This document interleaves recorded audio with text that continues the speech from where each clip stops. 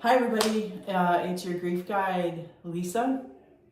I have today with us my friend Sam, and Sam has lost his wife by suicide, and he has really walked through a really very difficult grief journey over this last year and is willing to come and share his story a little bit. So Sam, thanks for being here. Yeah, thank you. And can you tell us a little bit about your wife and All my life, I always wanted to find that right person that had common interests, was a great, beautiful person, and 8 years ago I found her and was the luckiest man in the world, and always wanted to have a child of my own.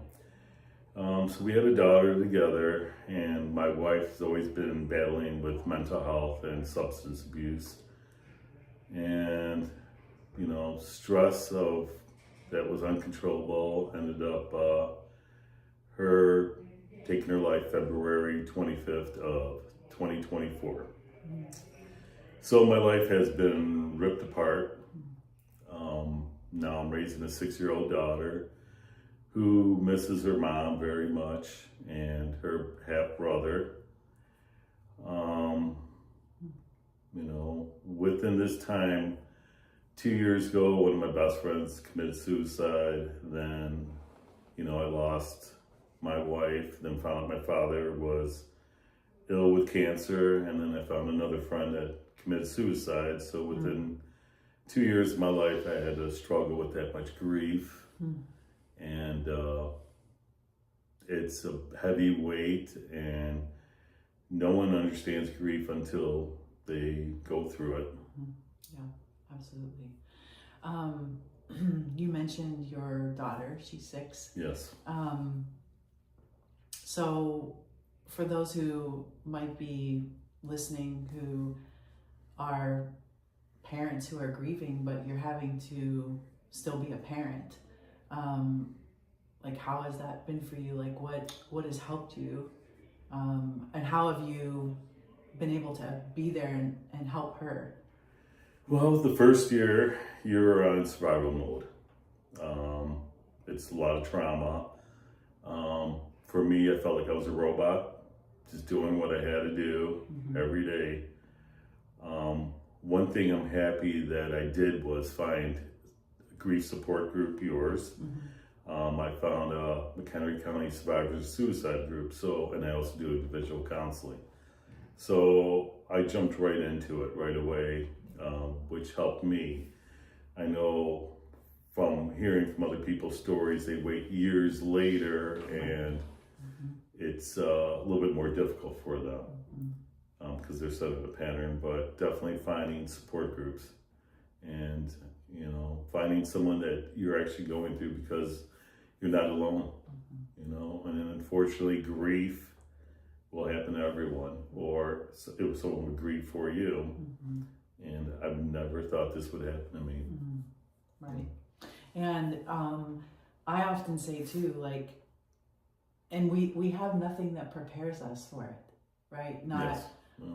Not our education, not our faith, not the church, not society, right? And then all of a sudden your life is in shambles, it's shattered, there's pieces laying all over the floor, and we have no idea how to start to even put that back together. What was it that, like, how did you know that, like, I need to go to counseling, like I need to find a group? Like what was that? Because as you said, a lot of people will just keep pushing and stuffing that grief and won't deal with it. It was a lot of pain, and my reason was I needed to get help for me as well as for my daughter. And I was just instructed by group counselors to look for something, and I decided to do whatever I had to do because everyone's life moves forward. Her friends, they are sad, but they move forward. And when something tragic like this happens to you, your life just stand still, and you will never be the same person. And that's what hurts me the most, was I will never be that same person again. So I'm trying to live a new Sam. Right. Wow. That's yes, that's so well said. So well said. And we've often talked about this too in our groups, that like that recognition that we'll never be the same. The life that we had is gone, adds a whole nother layer of grief, right? Because now we have to learn to live into a future that we never imagined, and something that has been violently thrust on us. Like, we didn't ask for this, like we didn't, and here we are, and we have to figure out now like how we're gonna live again, right? Which is a whole nother process. And it takes unfortunately, mentally and physically, grief does take from you. So the best thing to do is get help, because without getting help, it's gonna affect you mentally and physically. Yeah, crushing. Yes. It's crushing. Yeah. What would you say, particularly somebody, and I've heard you say this before, that people will say to you, well, you're still going to counseling, like you're still in a support group. I mean, it's been a year, Sam, right? People have said that to you, right? Yes. What do you say to those people? A lot of people think after a year you're fixed. Yeah. It's the miracle. Everything is, your life is back to normal, and it's not true. I basically tell people that I'm going to counseling because it's helping me, and if I have to do it the rest of my life, I will do it. There is no time frame, and my loss will be here forever. Yes. And the way you said that too, about like, we all know this, everybody else's life goes on, and we as the grieving people, our life stands still, and almost so much so that the first year you're in such a daze and you're shocked and you're numb, that going into the second year, you may even find that you need more help and more consistency. Because I mean, I at least know from my situation too, is I'm sure is yours, is that you don't even know what's happening to you that first year. Like, you're just trying to survive, right? Or as you said, like, be a robot. Like you're just trying to show up in your life, but you're not really there, right? You're many days, for a long time, I could not believe this happened.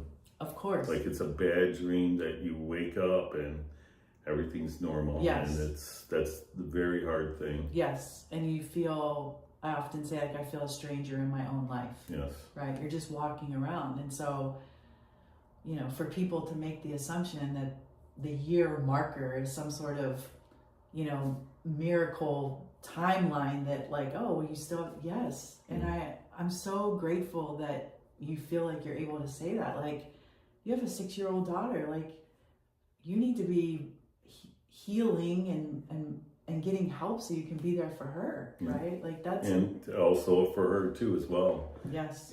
She has to understand that her feelings matter too. Yes. And that she is going to obviously grieve differently than you do. First of all, she's 6. But second of all, we just know that children grieve differently, right? Yes. It was her mother, it was your wife. That it's a completely different relationship. And when we recognize that in families, I think is when we're able to help each other more, right? Yeah. Because as a 6-year-old, she's never going to be able to understand your pain, right? No. She's not going to be able to do that. But it's beautiful that you can understand hers and to help her with that. I try to be strong for her. Yeah, of course. Yeah, of course. And we've talked about that before too, right? Yeah. Like, people always say, oh, I think somebody said to you, you're so strong, Sam. Yes. Yeah, you look good today. I think it was our meeting, one of our meetings. Right, and you're like... And I told them I've cried more than anyone can imagine. Right. And This, I've lost many friends in my times, way too many close friends, but my wife was the one that basically killed. I died when she died. Mm-hmm. Right. Absolutely. Yeah. And I think that, you know, you just sharing your story, we often say, well, when people say, well, you're so strong, well, what does that mean? Like, you get up every day, you go to work, you take care of your daughter, you're trying to take care of yourself. Sometimes you have to decide between, do I have childcare or do I go to my group? Like, right? Like, if that's not a picture of someone who is strong, even though you cry all the time, right? We just get that so messed up in our world, right? But to me, like, that's a message that needs to be sent. Yeah. Like, you know, you are living your life probably beyond strength that you even knew you had, right? But on the outside, you know, Sam's crying and it's been a year and he's still in counseling, and it's like, well, yes, yeah. Like, people don't understand it unless it happens to them. Exactly. I know that you say that, and I 100% agree with that. Yeah. Right. Yeah. And that everybody else's life goes on, no matter how much they loved your wife, even family, like, their life still goes on. Yeah. Yeah, absolutely. Well, Sam, there's a saying in grief, and I think you've probably heard me say it, is that it's important that we keep moving through our grief, right? What does that mean exactly? I don't know, but I would say, as someone who met you weeks after your wife died, I would say you're moving through your grief. You know, you're finding your way. Yeah. You are. I've moved forward, you know, more than it was 14 months ago. One thing my wife always said was, you don't know what they're going through, someone else. To be kind, and I'm taking that at hand, and, you know, being thoughtful more to other people's feelings, and talk to people that struggled, and me not knowing them, just telling them that, you know, you're important, your life matters. Hopefully that would help someone. Yeah, absolutely. And that would help anyone. Yeah, absolutely. Well, I really appreciate you sharing your story today. And it's I feel honored to know you and to have walked with you in this. And I just know that if someone's out there listening, like, they're going to be helped by your own story. So thanks for sharing. I hope so. Today. Yeah. All right. See you, everybody. Thank you. Bye.